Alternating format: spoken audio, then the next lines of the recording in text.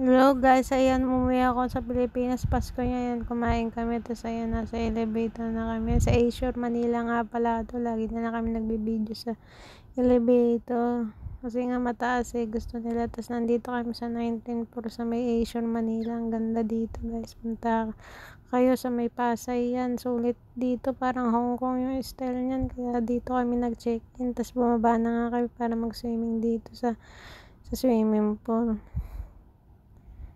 9 AM yata ito, kakain kami yan ng breakfast teka lang, bakit bumalik sa kama? Medyo ka pa pala yung kama, tsaka sobrang ganda talaga ng view, nakakawala ng pagod no? Sarap balingan dito, ang ganda para ka talagang nasa Hong Kong dito pag nandito ko sa Pasay, Manila, Azure. Mag-check-in kayo na si mama, nagkakape, kumakain na siya ng almusal dyan, pizza, french fry, tsaka chicken, sarap yun. Tas ako ito, nag-video ko dyan, nagpa-picture ako dyan, pero video pala, ayan pumasok si mama, grabe itsura ko dyan, COVID ako nyan tas ayan, si Lindsay nag-slide, tapos ayan, pabalik-balik naman yung video sa taas. Sorry guys, hindi pa kasi marunong mag-edit tapos ayan nga, binibidyo ako yung kabila beach, tapos yung kabila swimming pool, tapos ayan naman yung almasan namin, pizza.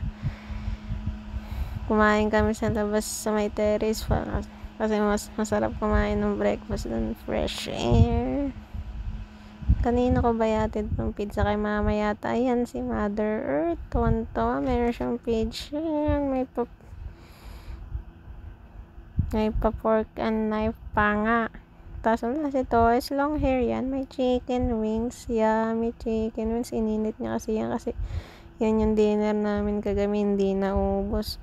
Tapos ayun nga, nag-swimming naman, ayun si kuya tsaka si Lindsay, saya-saya nila, nantay nila yung wave pool. Ayun guys, punta kayo dito, bisitahin nyo Manila Azure Paris, ang ganda dito, sulit, diba? Ayan.